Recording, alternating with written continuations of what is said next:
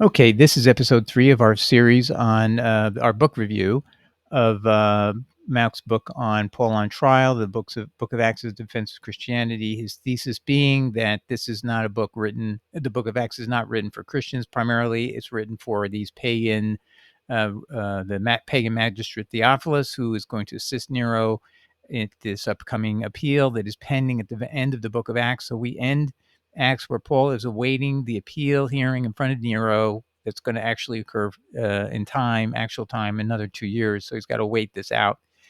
And so this is what this is all about. And he makes a very good point that this clearly is what this is about. But one of the ways he tries to prove this is to show that there's no interest that a Christian would have in the particular stories that he's telling in certain cases, which shows, and it would only have an interest or primarily have an interest only to pagan judicial officers, Nero's assistant Theophilus or Nero himself. Because in this instance, Nero's the trial is the appellate decider or trial decider.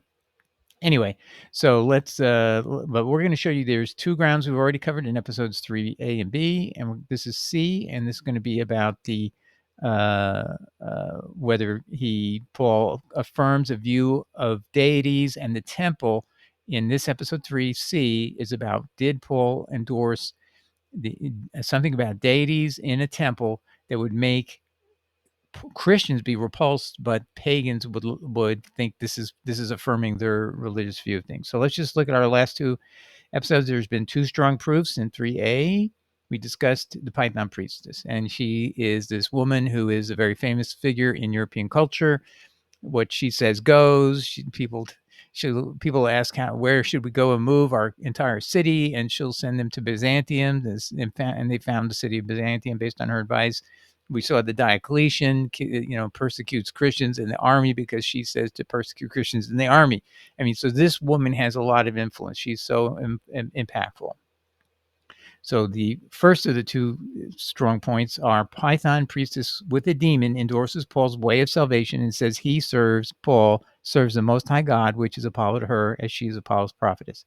So this would repulse Christians to think that Paul is taking advantage of being endorsed by this very influential, demonically controlled woman, and basically she is using her divination to say that he is serving not our God. The Most High God to her is her God, while she's influenced by a demon, and that's Apollo. And she says he teaches us a way of salvation. She doesn't say he teaches us about Jesus. She says it's a way of salvation. So from a demonic viewpoint, that isn't sending us to heaven. That's sending us somewhere else. Okay, and then the second thing we saw in episode 3B is Paul says that his Jesus quotes the Euripides play, Kick Against the Pricks, where Dionysius is a dying son of God. He was originally God. He lost his powers, had come to earth. He is persecuted. He suffers. He dies. He resurrects, and then he's God again.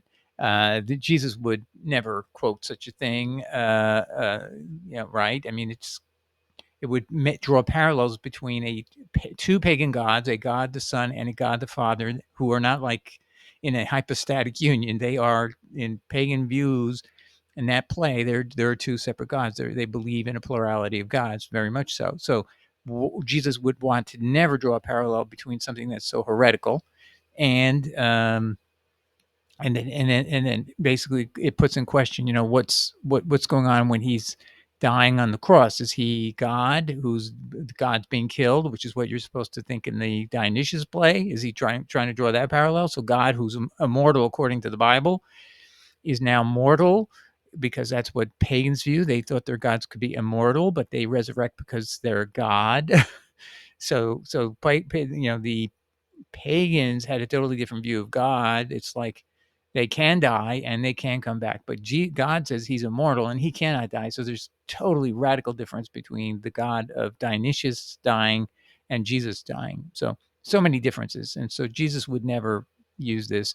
The true Jesus would never use this, and it would repulse Christians to think that he would draw these kind of parallels to himself. So this would repulse Christians, but this would be extremely important for the pagans because Jesus is affirming, I'm no different than the pagan gods. I'm just a son of God who's like Dionysius, I died and I suffered and I've risen again. And so they go, oh, okay, so we believe we can let Paul off the hook. He believes the same thing we believe. He calls his God Jesus, and we call ours Apollo, or Dionysius. There's a cult of Dionysius at the Delphic Oracle, just so you know, and they work in conjunction with each other. So the Delphic Oracle of the Python priestess and uh, the Dionysius cult at Delphi worked cooperatively, and we will go into that in another episode. Okay, so we'll read the summary. Kick against the pricks, a line from a pagan play about a god, the son of a father god, who loses his divine powers and comes down from Olympus, dies and resurrects. Jesus would never quote this to draw a comparison to himself as either a second god in a pagan sense or a truly powerless god, which would explain why he gets executed. Okay, so now we'll move on to the third ground, the third proof for his thesis that is the subject matter of this episode, 3C. Acts 17:24. This is where Paul says God does not dwell in a temple made of human hands. Why is that controversial, Doug? Because this is a purely pagan view that the gods dwell on Mount Olympus. They do not dwell in temples of human hands in the pagan religions. Their gods reside at Mount Olympus. They come down to witness the sacrifice. They then take of the sacrifice and then they leave. So that's not a place that you go to see uh, uh, the god does not have a 24/7 living in that temple physically. And so the pagans view God as not dwelling in a temple made of human hands. This, as a result of this verse, this is where it proves that Paul is endorsing a religion that does not violate Roman law, because it's not a new religion. He's saying exactly what the pagans believe. God does not dwell in a temple made of human hands. And so this boosts him and confirms the pagan religions, and hence it's of no legal concern to Rome to outlaw such a religion. It's the same as they believe.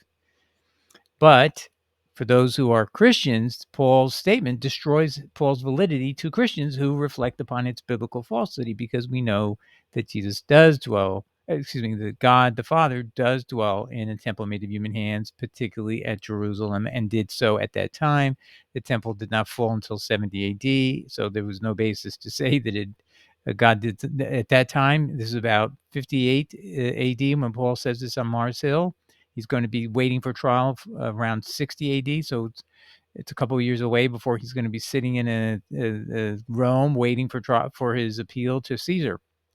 So clearly, God did dwell in the temple made of human hands at that time. So there's no excuse for this statement by Paul, other than just simply saying something false in order to himself get himself acquitted. But Luke's job is what? He's acting like a defense attorney, putting together a brief. So if my client said something false biblically, I wouldn't want to put this in something that Christians are going to look at, and he doesn't think that's where it's going. He doesn't think that at all. He knows it's going to Theophilus. He knows it's helping in a trial victory, and that's all he's concerned about. And it's a very powerful evidence that this is. But Mauck puts the number one issue is, was Christianity a new religion? This statement made sure it was not a new religion. Okay, so this did not require any legal review once he said this statement. So let's go forward. So, but why does Mauck miss this? And so this is really a puzzle to me.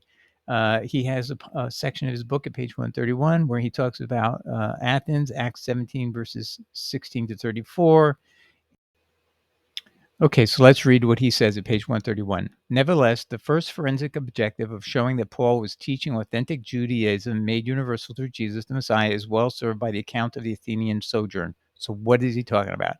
He's trying to show you that the purpose of Luke is to try to appeal to the magistrate judge who's preparing the case for Nero, that Paul is not teaching a new religion.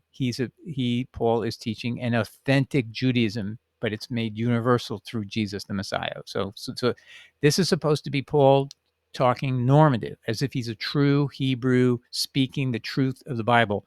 Now, what's shocking here truly is that Mauck doesn't realize, it doesn't even cross his mind that what Paul says is false biblically. So he just thinks it's true. He doesn't. This is what I call uncritical self fulfillment, meaning he's so convinced that Paul is from God, he just doesn't even ask the question, is what he's saying true? Because because I think he thinks if Paul says it's true, it's automatically true. No, what Paul says is false. Anyway, we'll continue. A second and probably more surpassing forensic objective of the Athenian account is to draw upon the legal authority and prestige of the Areopagus as a precedent to influence Roman officials to quit Paul in Rome. So he's going to show you that in this passage in Acts 17, most of us don't see it. It's really a mini trial. It goes on very briefly, quickly, and it's done, and you don't get it. We don't know that Areopagus is a judicial officer, the supreme judicial officer of Athens. So he makes that good point. So this is the reason why this account is even in here, he's pointing out. So it makes sense. We don't, the fact that the Areopagus rules in his favor or doesn't find him guilty of anything doesn't persuade us. But who would it be of interest to? It would be interest to Theophilus, the magistrate judge helping Nero, and Nero in the final outcome. And we would we're increasing the chances we'll get a favorable ruling by including this story. It helps to win against pagans, but it's totally self-defeating if you're trying to prove Paul is valid. And that's what's so shocking, that everybody thinks Acts is helping Paul, when indeed, if you only knew what's under the surface, you would go, this book completely destroys him. Anyway, let's keep going. He says here, T.D. Barnes, let me put the cursor here, T.D. Barnes, you see that? Explains the Areopagus before which Paul appeared in verses 17, verses 19 to 22, was also the chief court of imperial Athens. So he is, Paul was on trial. Was also the chief court. Okay, so yeah, the Areopagus is the head guy, and then they all appear at the chief court of imperial Athens. So he's the head guy of the head court. Okay.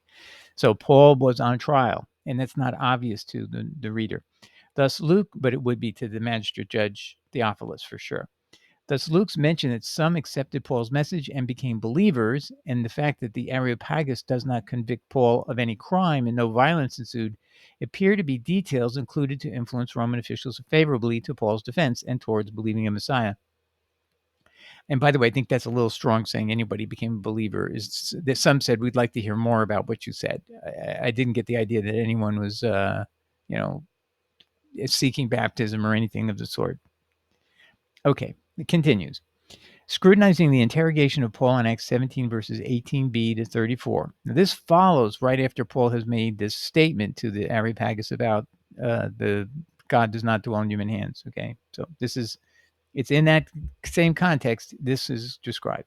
A Roman official would have seen it too as a trial. Verse 18b contains the charge religio illicita. So he's trying to say this is the Roman legal concern here is this is an illegal religion. And he puts in quotes, advocating foreign gods. So if this religio is a god that is not allowed or tolerated in the Roman sphere, and so even the Jewish God was tolerated, would this be a prohibited god, some outside the circle?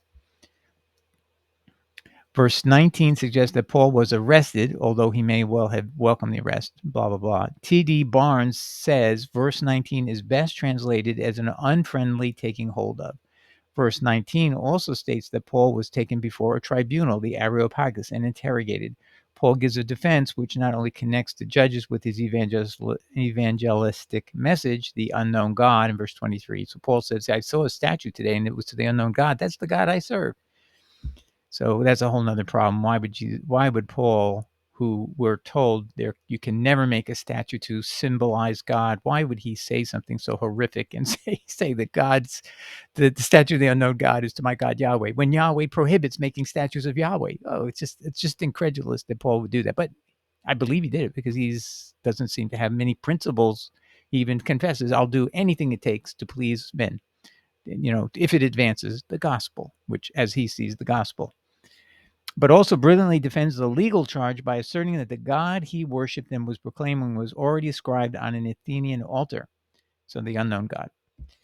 Verse 27, as some of your own poets have said, can also be seen as a legal argument for the proposition that Paul was not teaching a new religion, evidenced by his appeal to, just give me a second here, to authorities that his audience would have recognized. So Paul is appealing to prophets that the poets or prophets in their view that would be influential in the decision of these people. So what happened here? There was no new religion, meaning Paul had said something, God dwells in temples made of you, does not dwell in temples made of human hands. Therefore, this is not a new religion. This is exactly like our religion. He must live on Mount Olympus. That's all they conclude. He doesn't say he lives in heaven. He says he does not live in temples made of human hands. So Mauck ignores, though, the fact that he contradicts the Bible. So here's where it happens. Specifically, Paul, in his speech at Mars Hill, appeals to the pagan Theophilus, the magistrate helping Nero, when Luke records Paul saying, quote, God who made the world and everything in it is the Lord of heaven and earth and does not live in temples built by hands. Acts 17:24. So actually, it's right after this, or at the end of the Areopagus testimony. The Greek word there is cheiropoietois, handmade. And we'll go into that in more depth. So here is the verse I'm going to show you to you in comparison. So you're going to compare Acts 17:24, cheiropoietos does not live in temples built by human hands, the Lord of heaven, right? So he's talking about Yahweh does not live. Let's listen carefully. God who made the world, that's Yahweh, right? And everything in it is the Lord of heaven and earth and does not live in temples built by hands. Acts 17, verse 24. So he is saying something that is false. Well, how do we know? Because Jesus contradicts it. Jesus said in a correction of the Pharisees who thought an oath offered by articles offered at the temple were binding, but not an oath by the temple of Jerusalem itself. Jesus says this, and he who swears by the temple swears by it and the one who dwells in it. Matthew 23, verse 21. Jesus elsewhere referred to the temple of Jerusalem as a temple made with hands, and the Greek word is cheiropoieton, which is identical to the word in Acts 17, verse 24.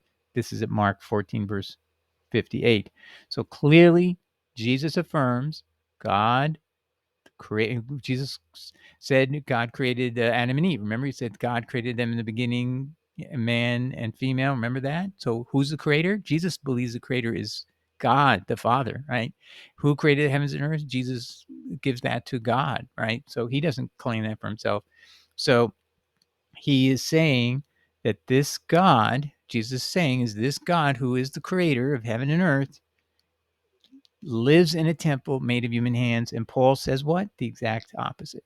So we had anyone reminded us of anything Jesus said, or we had some proficiency in reading the Bible, we would see this, it would just pop out, it would destroy Paul. But that just shows you the ignorance that our pastors keep us in, to never show us these incongruities, which is their obligation. They know this. This is not something I discovered. It's just staring at you right off the page. How can you miss it? And then when you look at the Greek, you can see it. So whatever. But what's interesting now is, how did Mauck handle this in his book? So he's going to do this in his chart of 59 arguments in defense of Paul. And so he categorizes this as under two arguments. See the central column here, charges being defended. One is that Christianity is an illegal new religion. And the second is the charge that Paul, was inciting civil unrest. So clearly he's saying that's the only relevance of this. So and then we're going to look at that in the bigger picture. The arguments concerning the temple are theological, not made to blaspheme. Not sure what he means by that. The arguments concerning the temple are theological, not made to blaspheme. Very strange. But regardless, he's saying that idea that God does not dwell in temples made of human hands is a theological statement.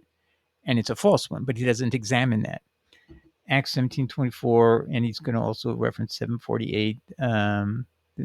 Similar statement is made, equally false. Wherever you hear this, it doesn't become true because more than one person says the same thing. So I think people say, "Oh, Stephen, before he's being stoned, and Paul's right there and watching, and he's recording what's happening in his brain, and he's going to tell Luke about this later, and Paul's going to tell us that Stephen, before he died, said God does not dwell in temples made of human hands." Yes, he does. Paul records that's what Stephen said. And if Stephen said it, Stephen's a false prophet, or at least he made a false statement. It doesn't become biblical if he's and the temple's standing and God's in that temple. So Stephen would be wrong. Paul is wrong, but Mauck never sees it, which is really puzzling. All right, regardless. So, but what we can now see, the answer to this, now we have three proofs that that confirm Mauck, but better and stronger than he even thought. We've proven three things that have no plausibility that Christians would find at all appealing. Now, I just want to say this to you. In how did the early church view the book of Acts versus the book of Luke? And if you go to Irenaeus Against Heresies, book 3, chapter 15, by this time in 180 AD, the original church, all the apostles are dead and all that.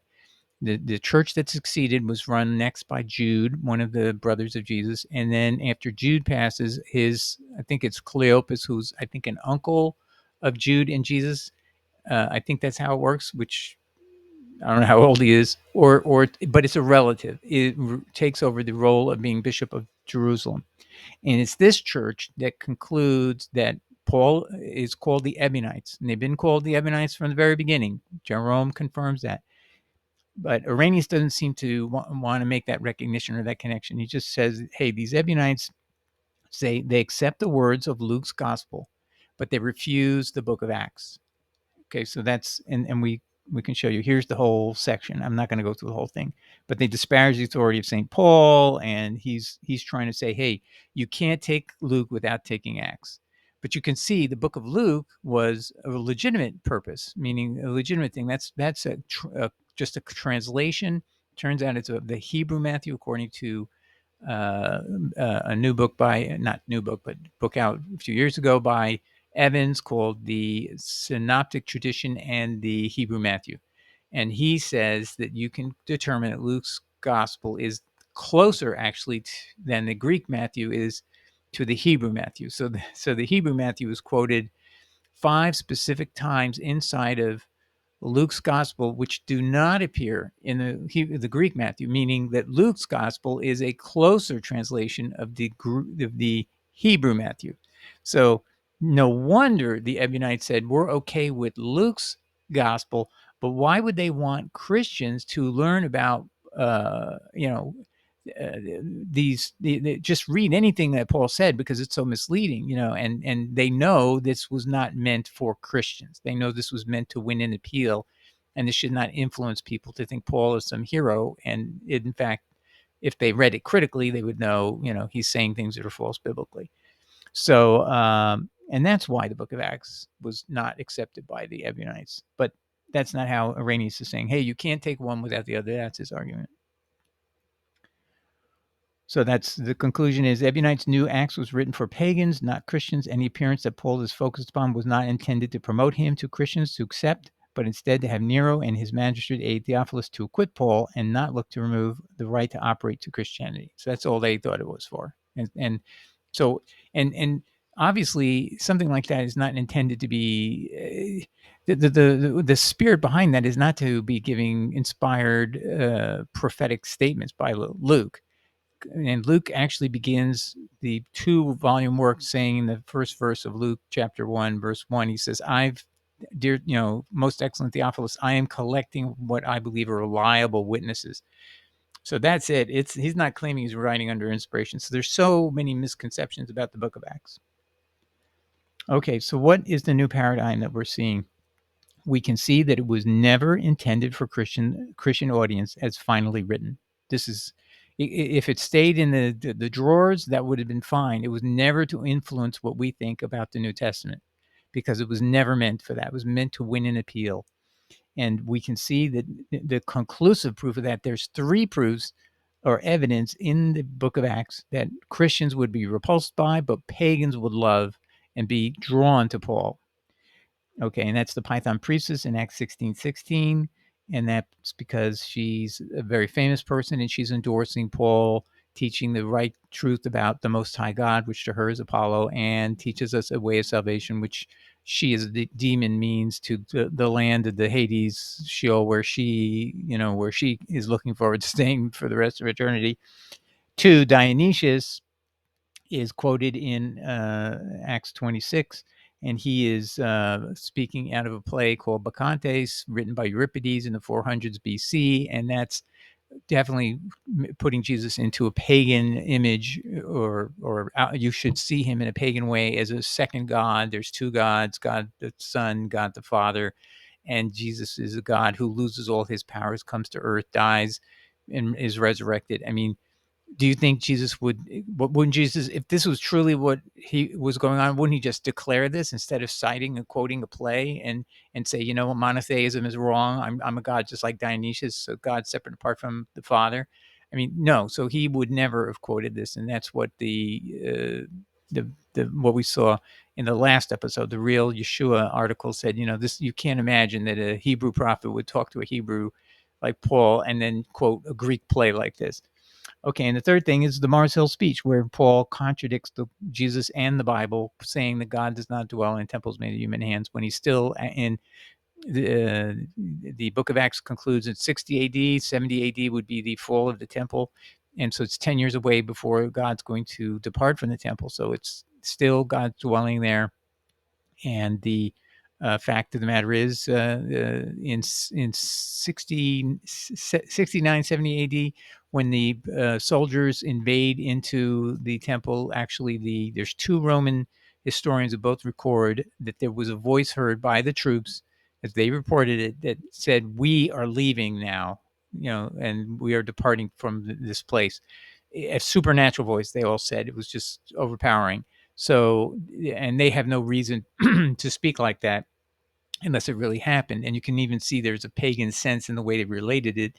They related it as a plural. So it was like gods are leaving. So we are leaving this place. So that's how uh, we know that, in fact, God was still dwelling there. But regardless, God does dwell in the temple of human hands, and he was still dwelling there at the time. And that's all that matters. So we have three facts that are conclusive. Not, you know, there's no way Christians, when they're fully informed, and that's the problem. We don't have any information in our church. They do not help us. They do not elucidate these passages. I mean, they just elucidate everything else and they go around these minefields. And so now I want to answer the question I put in the beginning. Why did Mauck miss these three things? Why do you think he missed it? Why do you think he would miss these things? I believe that people subconsciously know certain things are minefields, and if I go further down this path, like this is this is stronger evidence than anything he cited in his book. All three of these are killers. I mean, they're dispositive of his argument. He leaves the case more uncertain because he didn't use any of these. Do you think a good lawyer like him didn't know any of these three things? But he had to. He's a good lawyer. Hard to believe he wouldn't know one of these three things, let alone that he would be ignorant of all three. That's hard to imagine when there's three strong things like that. But this is what I'm trying to say is, we don't realize it, but sometimes people self-censor themselves. So you can be looking at a book and you think the person's telling you their best case. This is a case where he's not telling us his best case, and he's using good. And if you're a Christian who's normative and you believe in Paul, he's using good discretion to avoid hurting Paul's reputation, and he doesn't bring out all these things. I, on the other hand, believe that Paul's influence in the church has detrimentally served our Lord Jesus Christ, and people follow Paul more than they do Jesus. So I think the things that he saw, I believe Mr. Mauck probably saw, but out of discretion and probably what seemed wise to him, don't put all this stuff in there because that's just going to raise a hornet's nest, and people won't like my book either. So he used self-censorship. It's always possible he completely missed all these three things, each of the three things. And I just think this is a good example to teach us that are the people who look over us, they think they're protecting us by keeping us from the truth, and they shield us from it by doing things like this. They shielded us from seeing it by doing what with the word python. They took that word python and wait, let me see. It's 2 times it was revealed, and 23 times, 21 times at least, they didn't reveal it to us. So we had a 1 in 10, less than 1 in 10 chance to actually, like a less than 10% chance that we would find it on our own, that the Python priestess was endorsing her. We'd have to read Young's literal, or we'd have to read some other obscure literal translation to know that. Okay. Anyway, I think that answers the question of why he didn't mention it. It was likely just the exercise of prudent discretion and self-censorship. And so let's not bring up anything that's going to cause any controversies. That's not what I'm trying to do. I'm just trying to give people a different perspective on Acts. He's saying to himself, That's what I think is likely would happen. But on the other hand, he could have missed all three. That's possible. Who knows? We'll never know. And I don't want to know. I just think we need to know as Christians. That's why we're treated like petted children that can't handle the truth, and we have to be protected from the truth. And what did Jesus say about the truth? The truth will set you free. So we need to be set free by these three truths. God bless. Take care. Good night. Ciao. Bye.